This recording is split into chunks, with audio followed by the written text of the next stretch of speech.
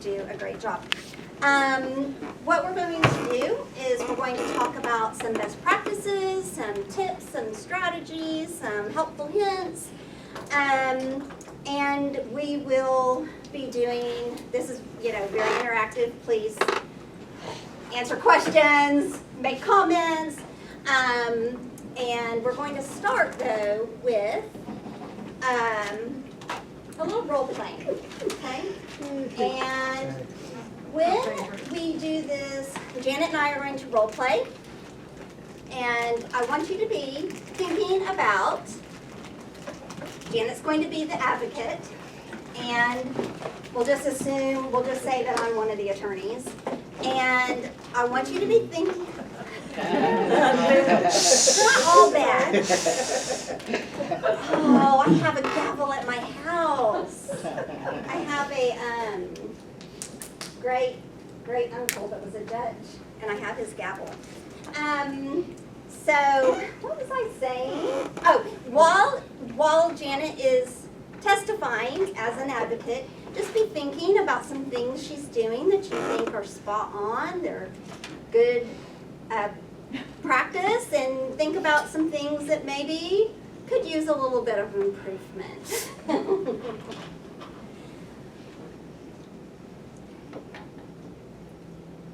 All right, Ms. Davidson, you are the advocate for Johnny?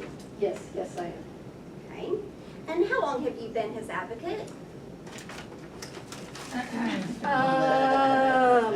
5 months. Okay, and in those 5 months, how many times have you seen Johnny? I have seen Johnny 4 times. Okay. Of those 4 visits, where have they taken place? 3 of them were at his house, and then the other one was at school. Okay. How is Johnny doing in his placement? Well, the foster mom said that he's doing great, and his siblings have said that they really enjoy having him there, and so yeah, I think he's doing okay. When you say siblings, do you mean his foster siblings or biological siblings? The other people in the house, the not his biological, but. So you are not certain whether they are foster children or biological children of the placement? They're biological of the placement. Okay. And how is Johnny doing in school? Well, the foster mom said that Johnny's doing really well. She said that when he comes home, he's always on green. He sits down and he does his homework. And she said that he's doing pretty well in school. Have you spoken with his teacher? Yes, I have. Okay. Have you spoken with anyone else at the school? No, I haven't been able to get in touch with anybody else. All right.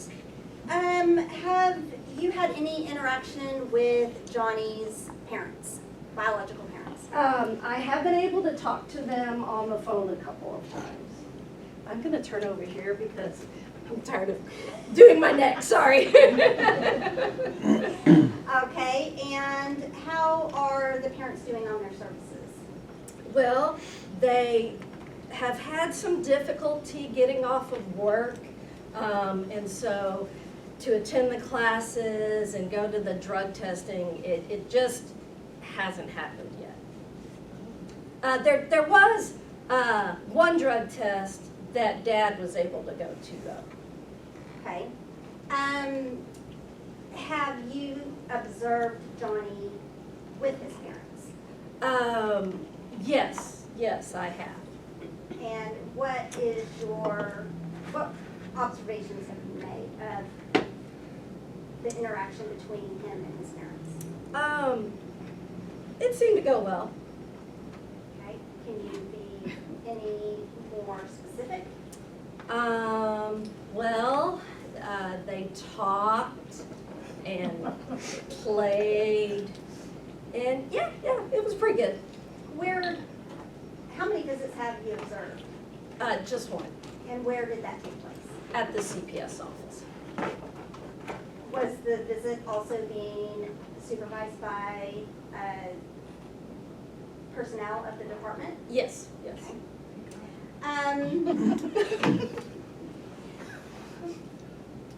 Do you think that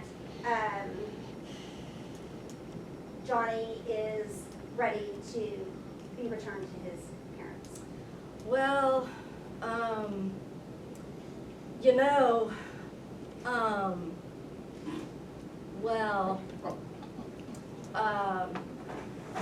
no, not right now. And can you tell us why? Well, Johnny seems to be doing really well in his placement right now. Okay, thank you. That is all the questions I have for you at this time. Okay. Thank you, I was tired of watching. Getting a little seasick. I was thinking the same thing. Just be still now. So, let's talk about this. Just tell us your observations. The good, the bad, the ugly. Chris. I actually have a question now that we're starting back in person. Yeah. It used to be that you were not allowed to say the child's name in court. Are you allowed to say the child's name in court?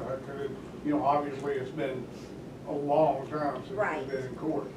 I can say this, that Walker County Court is somewhat different than San Jacinto and Trinity, which is where a lot of the people in the room go to as of right now.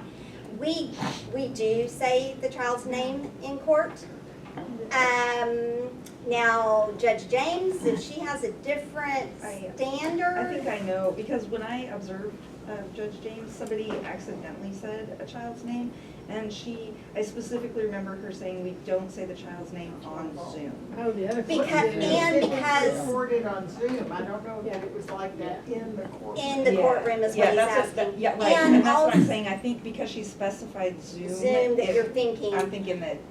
Right, and also Judge James, not every case, but a lot of the cases are on YouTube. And that's another reason she didn't want their names. And another thing that's different about Walker County Court, now, maybe Janet can answer this in person, is that is a CPS court. Judge James is only a CPS judge. Our court is combined. And so you would think that they'd be even a little more careful because we have the free world and criminals and everybody sitting there, but it is technically, court records are open records, so it's kind of a convoluted answer. I would say probably you can use the child's name, but that would definitely be something to ask Rosa and a good question for her, since you guys in your are. court in San Jacinto, they're right up there, you can't even hear them. Right. You can't 'cause hear we them. Yeah, stand- it's really annoying. Judge James, you So I'm could like, hear I wanna them, she hear makes that. everybody behave and be quiet and, Yeah. you could hear. Well, and every word they say. when none of you were in court, I don't know if you ever had a Trinity or Yeah, I've been, San Jacinto it's case. the Trinity I've been to. When Judge Jones was on the bench though, you could hear her. Oh, And it was a lot more interesting to go to court when you were waiting your turn because you could hear everything Yeah. else. But Lois is right, so like, we do say their names. I've been here to Judge James before COVID and we said names. Hmm. And then, It's I pro- can't remember what it is, but Right. we'll find out. Right, you'll you find shushed out. or not. Yeah. Yeah. But that's a good question, and I'll try to remember to ask Rosa myself about that as well, so that she can prepare you guys for so, good, bad? She needs to find out when Janet's next class is and just Right. start over. Okay, did Ms. Davidson, our CASA volunteer, do anything well? But she was supposed very, to. she was very pleasant, Okay, but she was very indecisive and disrespectful. and what, unprepared. Well, that's, I wrote be still as possible. She was Be cluttered. prepared to answer the questions with purpose and confidence. She Try and spoke leave your loudly. paperwork. Yeah, she did. I was She hoping someone would enunciated. say that. Enunciation, thank you. Nails? She has nice nails. Not court appropriate though. Believable. Not very believable, not very credible. Well, she went totally on hearsay. Yeah. That's what I was gonna Well, say. when She she depended too much on what the, someone else said instead of Yeah. finding out the facts for herself. Yeah. And she's had 4 visits, but 3 were at the school and 2 were at the home. No, 3. That's 5. No, she started to correct herself, because I think she did. Okay. I know, I started counting too, I was like, she's about to do the wrong math. Okay, anything else? She did say She had too much she's, stuff in her hand, very unorganized. Okay, she did say she's been a CASA, this child's CASA for 5 months, and she's only been on 4 visits too, We're so, missing one. yeah, she is missing. And she did not have assuming it's a monthly visit requirement. a specific opinion or recommendation for the judge. There wasn't, she didn't have Any something specifics concrete, themselves, something yeah. to tell. To tell. What She- And she didn't make eye contact. She, She's looking up at the ceiling. she did know that the father had a drug test. Okay. That's one, yes. Didn't pass or fail. Yeah.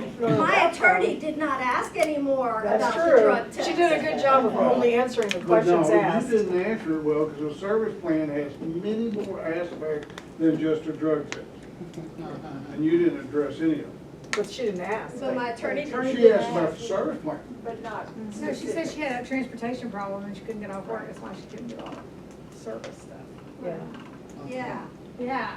Yeah. Yeah, she didn't think about the job. But on a positive Worker note, will have answered if that. I was making a movie and needed an actor, I know Janice doesn't really operate the way she did a while ago, so I would hire her on the spot as an actor because I There you know go. she's got it. She's got to go. Come on. Okay, you I would. any other observations that you wanna? She has jeans on. Ding, ding, ding. Not Very good. Yeah. Yep. Jeans to court, she wore Relax. jeans to court. Okay. Yeah. Anything else? Open toe. No, I just, no, they're Too not cold open for to. open toe today. So, okay, so y'all know everything there is to know, we can go. No, but very good, those were very astute observations, and I'm going to pass out your handouts, and you're going to start seeing a lot of what you, yeah, we'll just take one and pass it around, how about that? But seriously, you guys, a lot of what you said are in my notes for us to talk about, so.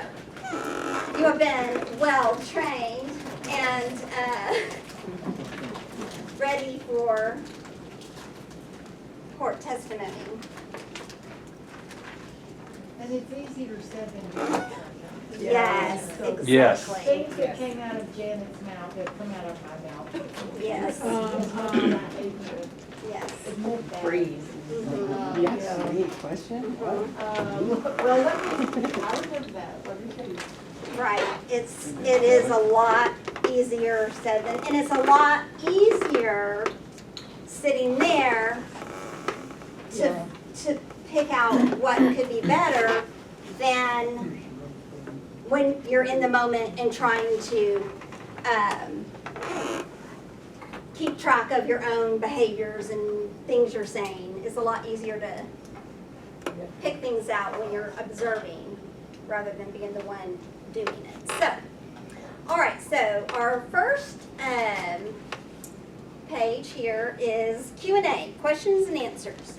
So, the first thing I have here said, go prepared. So someone said Janet didn't seem very prepared. She didn't seem to know a lot of her facts, or she had to guess or think a little too hard about some things that maybe should have been more automatic responses, right? You can carry notes with you. That is not a bad thing necessarily. Do know though that anything you take with you can be asked to be looked at and become part of the record. Oh, Lord. Yeah. Yes. So as far as that, would it be like most appropriate or more appropriate to bring like a copy of your court report? Because most of your stuff is in there and it's already gonna be a part of the record. So that if you, because anything that you Yeah, I that used to you've carry done. my court report all the time. And it's already in the court report. So even though it might not be something that you would remember, Mhm. but you have your court report there, and so you still, Right. you can reference it, Mhm. and it's already a part of the record. Yes. Good observation. Yeah, and that would be perfectly acceptable, and those would be great notes, because like you say, it's already been filed with the court, so it's nothing that other people don't have a copy of anyway. I remember you saying that one advocate, she might be recognized, said, you know, well, in the court report, she referred to the court Mhm, report to mhm. the judge, Yes, bringing back to it. yes, right. So, under that, I have be accurate. We don't want to give approximate answers. We don't want to, well, maybe it's been this long, or we want to be very accurate in everything that we say. Not only because obviously the judge is making decisions based on information that he or she is receiving from everybody in the courtroom, but we don't want to give, if we give inaccurate information, especially on something important, then we lose all credibility. And why are they gonna listen to us when we get to our recommendation or other big things like that? So, avoid unintentional phrases that indicate you are not well versed in the facts of the case. I think you saw some of that with Janet.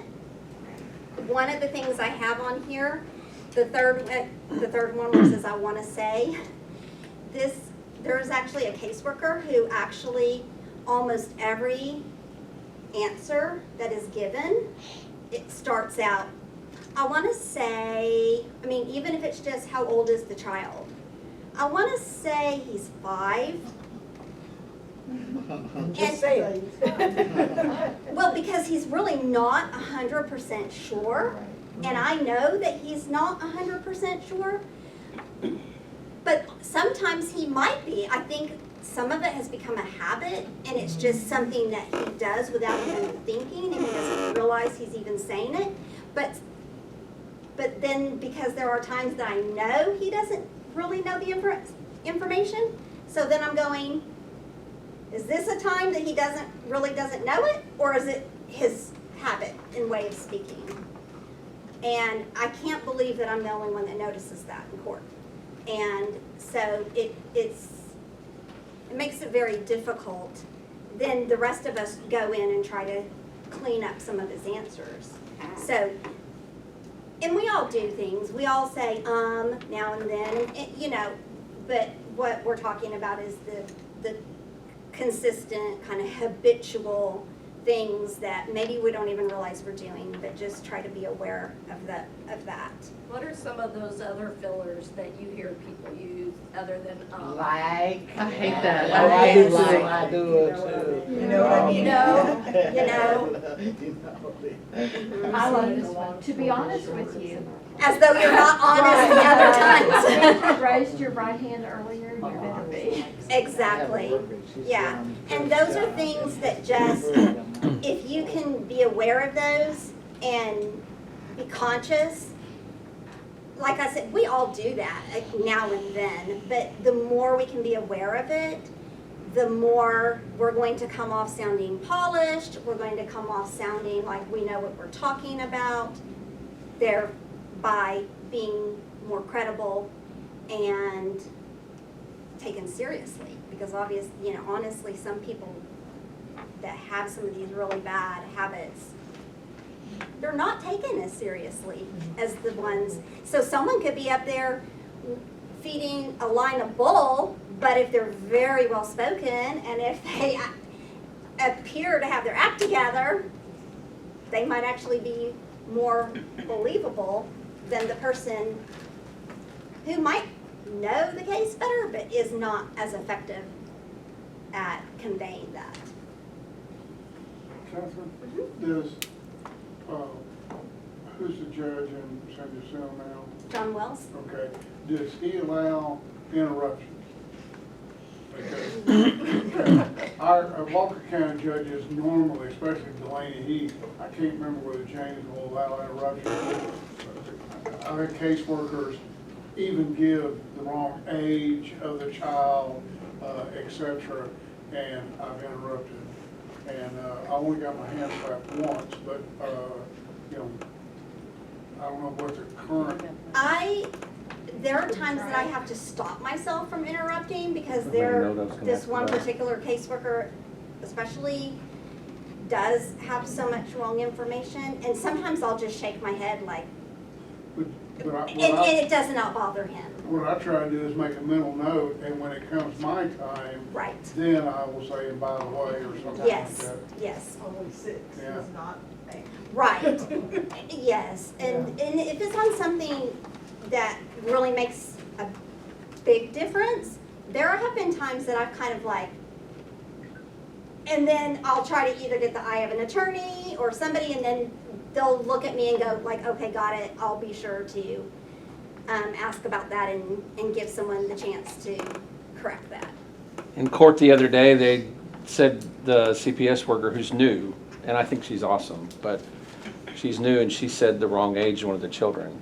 She said he was 2 instead of 3, and I didn't correct her. Yeah. Because in that circumstance, it didn't seem to make any difference. Right. So I just held my peace, but Exactly. So that's, some of it is, how important is it? Yes, while we want to be accurate, if I say the child's 2, maybe he just turned 3, and so they're still thinking he's 2, it's not so important that we need to get our focus off of what is the most important thing. But as far as we go, we still want to be as accurate. And you know, everyone makes innocent mistakes like that. So don't take that to mean, oh my gosh, if I said one little bitty thing wrong, you know, I heard in that court testimony in service, I have to be accurate. But you're exactly right. it just, It in just that case, wasn't- it didn't matter at all. It didn't, yeah. Everything considered. Right, It didn't. exactly, yeah. Were you gonna say something, Dave? Reimburse the matter of record on the court document. Yeah. Exactly. Right, so if we were talking a huge discrepancy, then you might wanna at least just further, you know, get it on there. And if it actually mattered to maybe the set of circumstances that was being presented that day, then obviously you'd want Like a to. drug test result or something. Yeah, or like Dave has a case with a 16-year-old, 17-year-old. Then he will You're not- before court. He will know before court. But anyway, he's got severe disabilities and different things, and he will age out of the system and go into adult protective services. And so when we're talking about some of those things, his age is kind of a little bit more important if we're closer to 16 or if we're closer to 17 or 18. So, yeah. Okay, next one. Speak loudly. Project your voice. The court reporter must be able to hear you. I know that might sound kind of basic, but we have an advocate, and I don't think she'd mind me sharing this. Her first time ever in court, between her and at least 2 of the attorneys who would not speak very loudly, the judge got very aggravated, and he doesn't usually show, our judge, he doesn't usually, sometimes we wonder if he's even listening, which we know he is, but he just goes, and he's like, would you guys speak up? The court reporter could not hear. Not only that, we were all having trouble hearing, you know, if you weren't standing right beside. And at one point, before he got aggravated, I was like, I kind of nudged her a little bit, and she was a retired teacher, and I said, use your teacher voice. And so then she did, and afterward, she wanted to talk about it, and I said, it's fine, you know, it's your first time testifying, don't beat yourself up over it, but in the future, and every single time since then, and our court reporter, when we had gone without one for quite a while, and we finally got one. And when we were all going around saying our names, she'd have to ask people so many times, say it again, and then it'd get my turn, and here I am with my big teacher voice, and I'm like, Catherine James calls the supervisor, and she's like, and then afterwards, of course, after a few times, she knew my name, but I still say it plenty loud, and she always gives me this funny little smile, and I know what she's thinking. Thank you for speaking where I can hear you. So, not just projecting your voice, but, you know, I think someone said it earlier with Janet, you know, enunciating, speaking clearly. I know I have to make a conscious effort to slow myself down sometimes, because especially if I'm getting a little excited or I'm getting a little passionate or I'm getting, and you want to be sure you're speaking where people can understand you and process what you're saying as well. The other thing obviously is if you start answering before the question is finished, the court reporter can't record 2 answers at one time. So we want to, you know, wait our turn and then speak nice and loud and clear. Okay, and so then the next thing is what Brenda mentioned, because I have mentioned it to several of the advocates. The same advocate who was not speaking loudly enough, after that first court day, she decided she was going home and she was going to start looking for some videos, and she watched some videos on court testimony. And she shared it with me, and I was going to share it with you guys. It's pretty cheesy, and so I decided if you want it, I will be happy to email you the link. But that's where she's actually the one that gave me this idea, is to, when you're answering questions, refer to your court report. And now I know with Judge James, she reads those because she asks questions and you can tell she's read them. In our 2 counties, I'm sure some people do. I'm not sure who does, and I'm not sure how consistently and that kind of thing. So I thought it was especially a good point for my counties to say, well, as I said in my court report, kind of like ding, ding, ding, why don't you read that? And